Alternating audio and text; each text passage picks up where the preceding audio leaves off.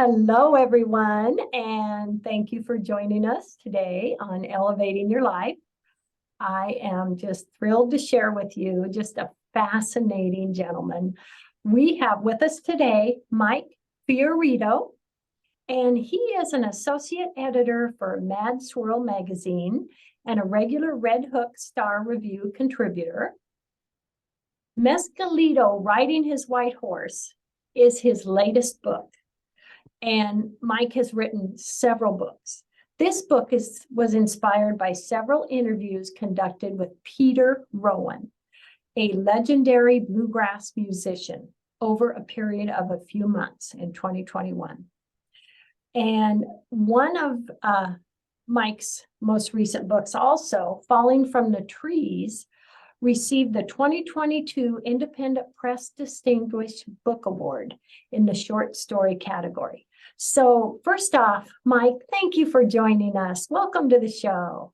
Well, thank you. Thank you for having me, Paula. It's such a pleasure to be here. I'm just thrilled. And I mean, you do so many things and you're just, I'm just so excited to chat with you. Would you like to share a little more of your background and kind of, tell us what inspired you to do what you do and kind of bring you to where you're at today? Well, thank you. Thank you so much for asking that. And I'll try to give you the concise version. So I've been writing all of my life. I have an undergraduate degree in philosophy, and I went back to school and got a master's in English literature. But I did have to shake all that loose. You have to shake loose some of that academic stuff, I'd been writing for a long time, and I had a friend. It's an interesting story. I'll tell you. I read someone's book that I really admired. I wrote to the guy. I said, "I've read your book," and it was actually on. It was about this guy Jimmy Rosselli, and Jimmy Rosselli was a singer of saloon songs. You would say he was a contemporaneous with Frank Sinatra. And this guy, Jimmy Rosselli, kind of reminded me of my father's time. He sung in the Neapolitan style dialect. He sung songs like O Sole Mio, which are in the canzoni napoletana. It's a kind of, these songs because they're familiar even to Americans. Anyway, I read this book because it's sort of, my dad had passed now for about 25 years or 20 years at the time. And I was reading things to kind of get closer to him. And anyway, I'd also been writing stories that were sort of, about crooners, comical stories, really. Anyway, I wrote to this guy and we began corresponding. And eventually I showed him my writing. And he looks at my writing and goes, "Have you been published?" I said, "No." He goes, "Why?" And I don't know. I didn't have a great answer. He said, "No, you have to send this in. Change the title." So anyway, I think he took my writing almost like he was my father in a way. And he sort of said, you have to get this done. And don't write about that. And write these stories, write about your father. Anyway, that kind of push and inspiration led me to then I wrote a book called Call Me Guido. And it was a sort of looking back at really the music of my father. So of course, when I'm 16, I'm listening to the Rolling Stones, I'm listening to rock music, and he's playing this stuff for me I don't want to listen to.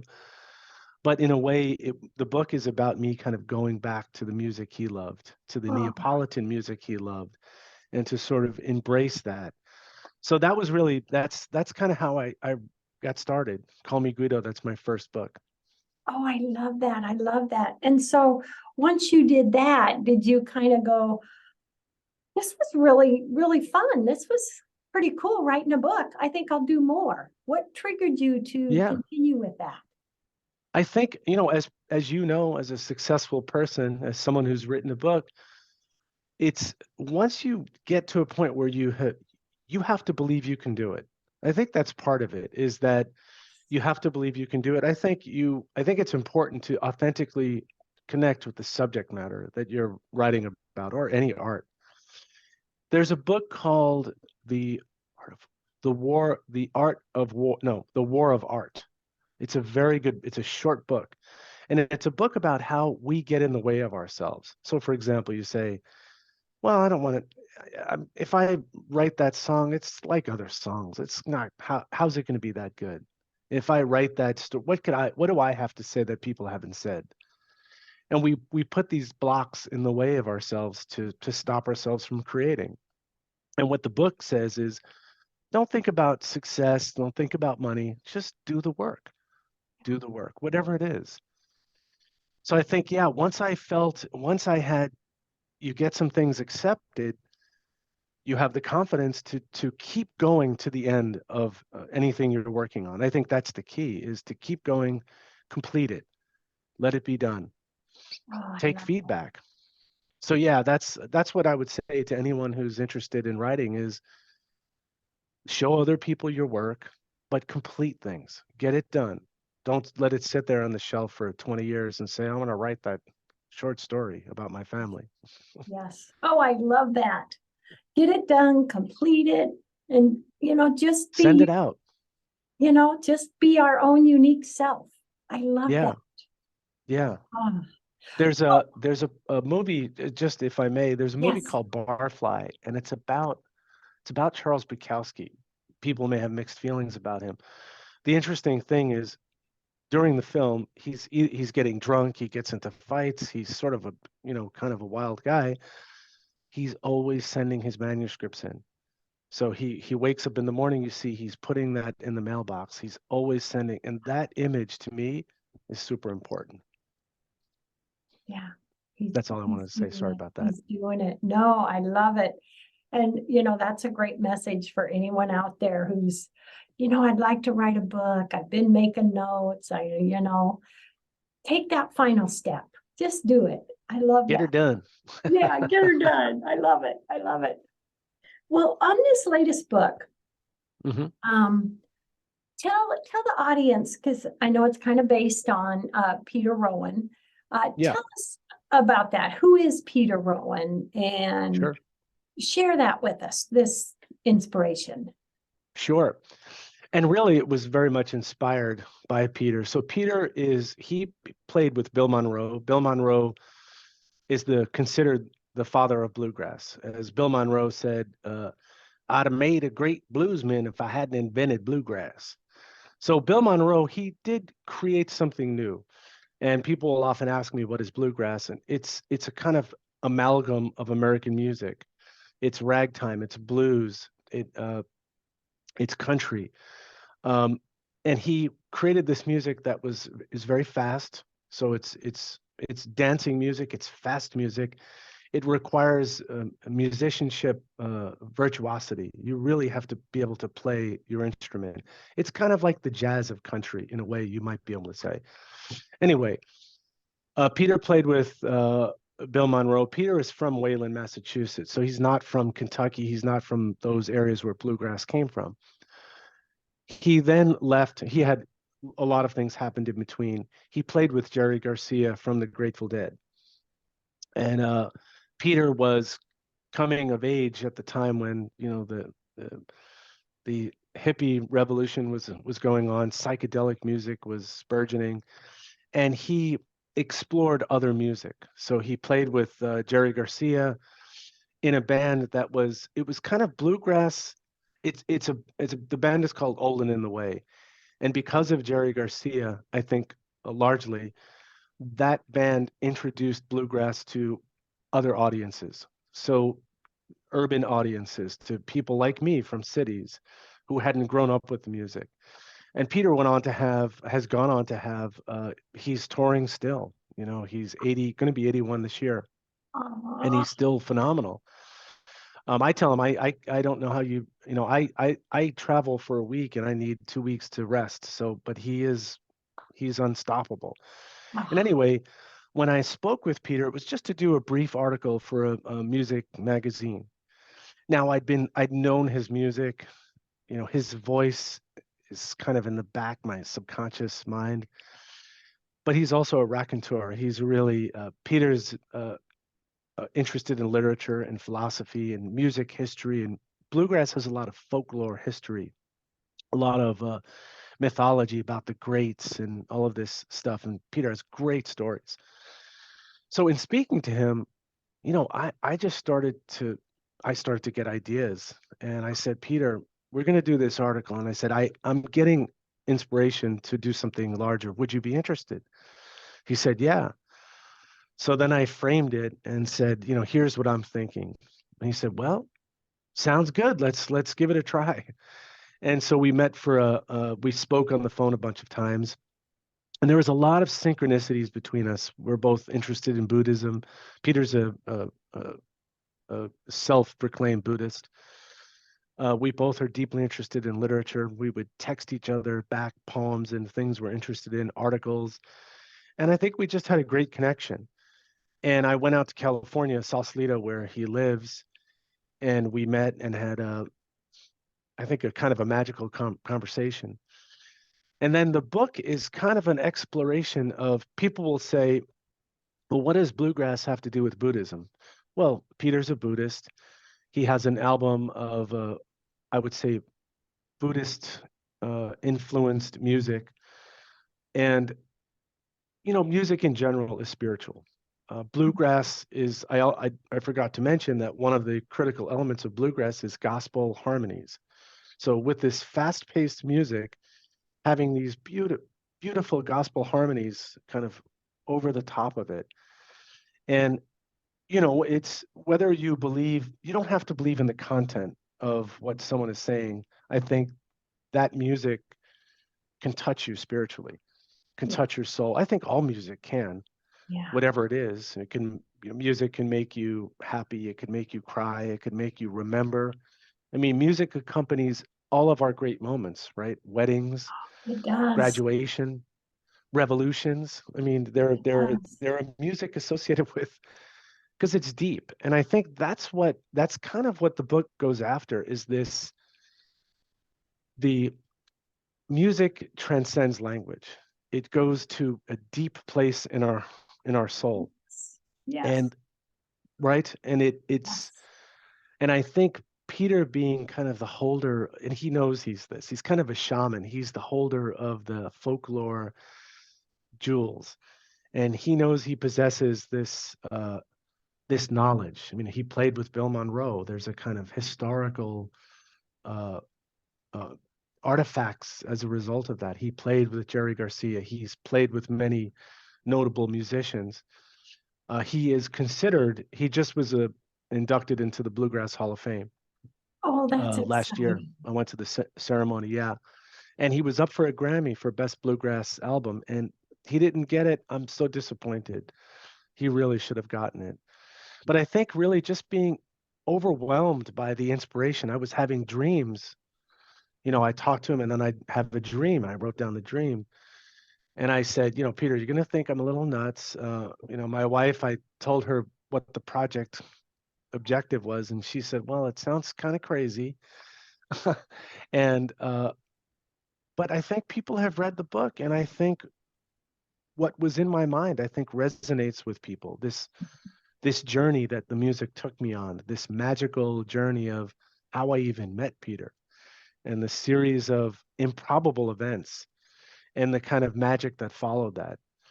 Um, Actually, if I can, I'd love to read a little bit from Oh, it. I would love that. Yes, Did I do thank that? you. So I'll read just a tiny little bit from it, just to give you a sense. There's a gallop pace in bluegrass unlike any other form of American music. As Bill Monroe told Peter Rowan, to play bluegrass, you must follow the horse's hooves. Bluegrass incorporated elements of old time, blues, country, ragtime, and even Hawaiian music. As Peter Rowan said, Bill talked about his other music, the mellifluous Hawaiian sound, like speaking of a secret lover. But bluegrass was faster and harder.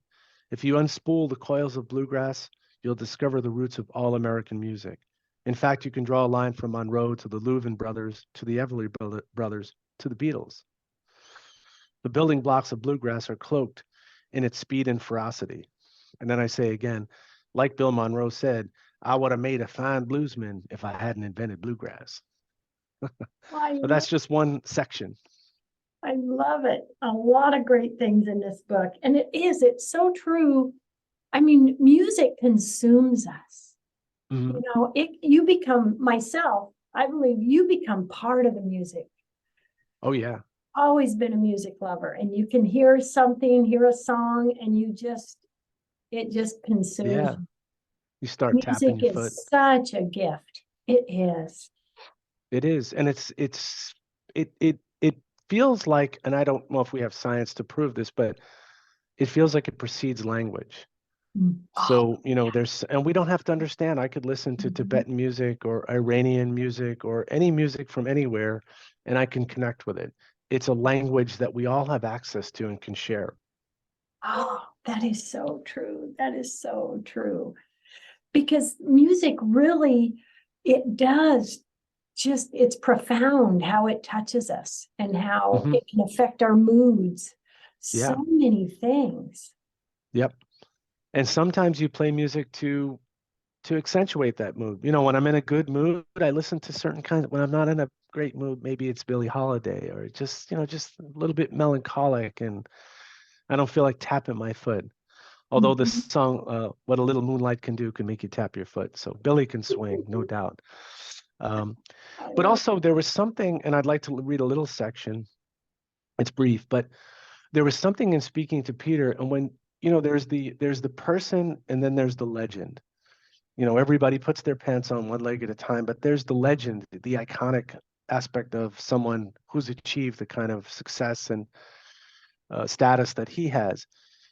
And especially with Peter, the way his eloquence and his interests and curiosity, there was like, it was as if I'm speaking to some deeper layer of subconscious, my subconscious mind.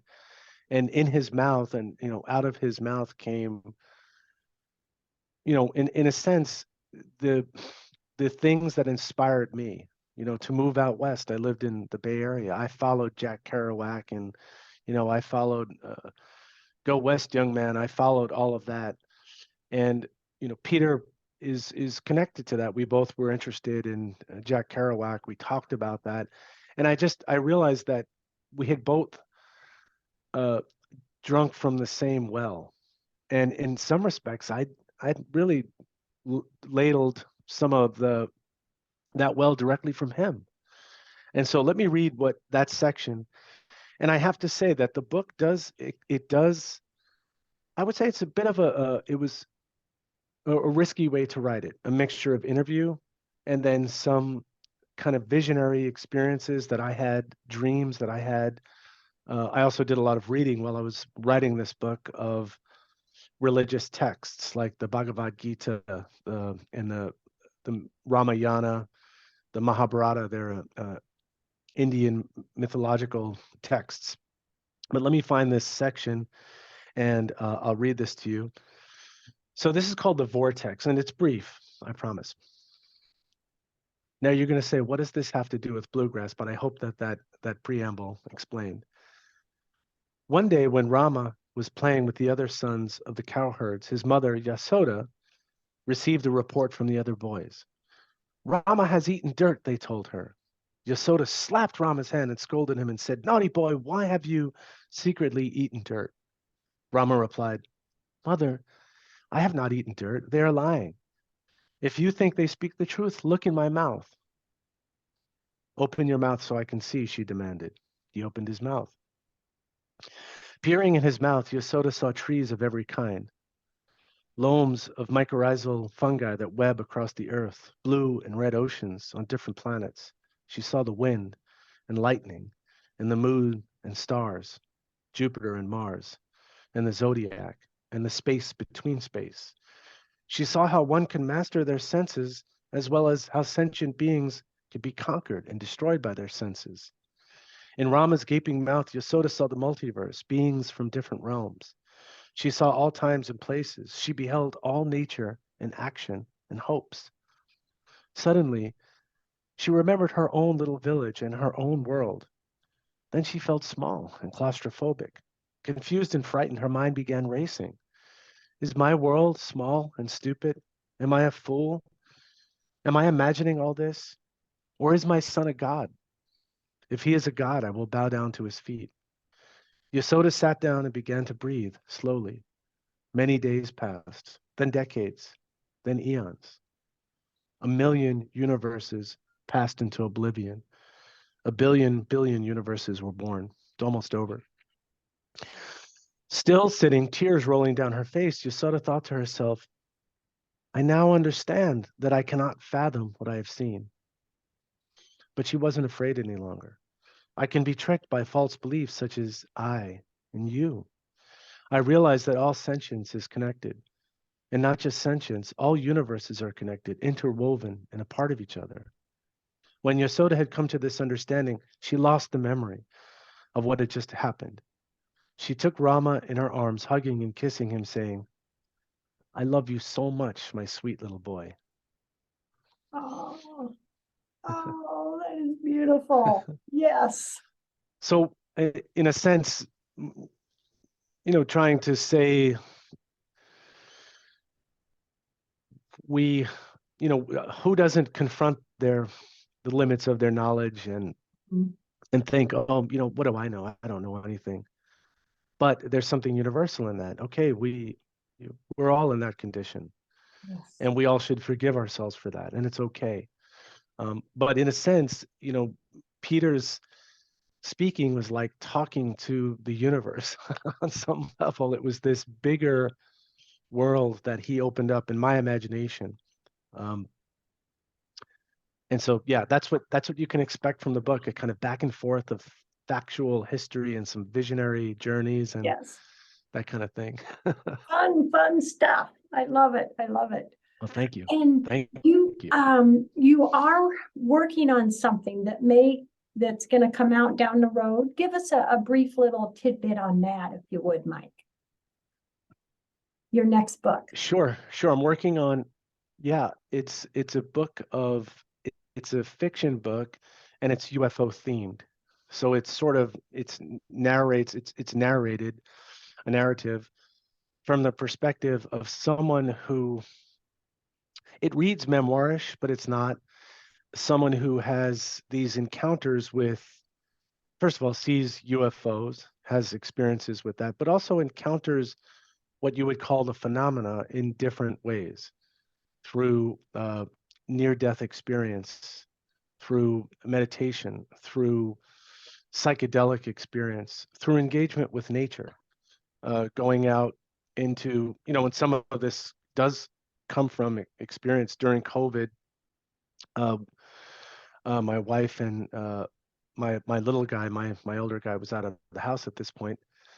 We took trips, I think, like many people did, to nature, to forest, went to an Airbnb just to get out of our New York City little box apartment.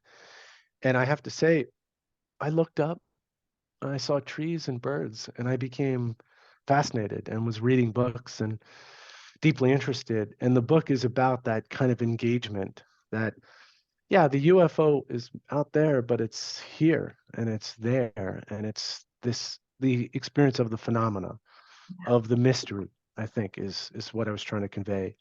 And there are a couple of great writers that inspired me along the way: Jeff Kripal, Diana Pasulka, Anthony Peake, and a number of great writers that I think, as I was discussing with you before we began this recording, when I read stuff, I get inspired and I start writing. Yeah, I start getting obsessive and go down that trail. And so I read a ton of books. My wife was frightened about the amount of books coming in, and a little piece of something so big, but we are connected to that exactly huge greatness, and that really is fascinating and wonderful. It really is. Exactly. That's exactly the point, is that it's not just out there, it's in here, it's right here. Yes. And it's that tree, it's that leaf, it's that bird. We're looking for intelligent life in the universe. There's so much intelligence around us. Yes. In that. Yes. most minute ways. Now, Mike, we have just a few minutes left in the Yeah. show. What last message do you want to give everyone today before we say goodbye? Well, I would say please go visit my website. It's MikeFiorito.com. That's Fiorito. And there's Mescalito, which just came out. I think you'll find that I'm very interested in music, and that theme runs throughout much of my work. Even you mentioned falling from trees. There are it's short stories, and they're kind of philosophical tales. And in a way, they sort of point to music being a path to some greater communication between minds, I'd say in short. So yeah, please go check out the book. If you have questions, you can send a note to me from the website, and I'd love to hear what people think. And I'm just really excited to have been invited on the show, Paula. It's been really fun. Oh, you're so welcome. And I would like to ask quickly before we go, out of all these books you've written, is there one that really, really pulled something out of you and just was a wow? Do you have a favorite, or pretty much all the same? It's interesting you asked that. I think that if I can say that in writing Falling from Trees, it felt like I was writing, in a sense, it was leading me in writing those stories, led me down other paths. It's hard to explain exactly what I mean, but it was as if it triggered me to, like I wrote a note to myself from the future to in the past. It felt like that's hard to describe, but it sort of spawned the interest in the things that I've been working on. I don't think Mescalito would have happened unless I'd written Fallen from Trees. So I love that. that's Yeah. what I would say. And, writing a book, is a journey. Life is a journey every day. And the paths it can put us on, it really is fascinating and a wonderful thing to just be aware of and go, okay, where am I going to go now? I'm, Exactly. down this path in the forest. What am I going to see? That's how I like to look at it. And it takes you exactly. It takes you on a journey. As I'm sure when you wrote "Why Am I So Happy," it becomes your passport to conversation with people, the one we're having now, with people you may never have talked to interviews, to whatever it may be. So it's in a way, it's a bit of it's your calling card to speak to the world. You're right. Oh, well, I'm just so happy to have met you, my awesome fellow author. This has been just a privilege, and maybe we can connect again down the road. I really love that. enjoyed having you here. Well, thank you so much. I really appreciate it. You're such a fun person to talk to, and I'd love to. I can't wait till I get your book and read it. So thank you. Thank you, Mike. Thank you. To everybody out there, thank you for joining us today. Love, hugs, and blessings. Mike, love, hugs, and blessings. Thank you so much. Love and blessing. Bye-bye. Take care.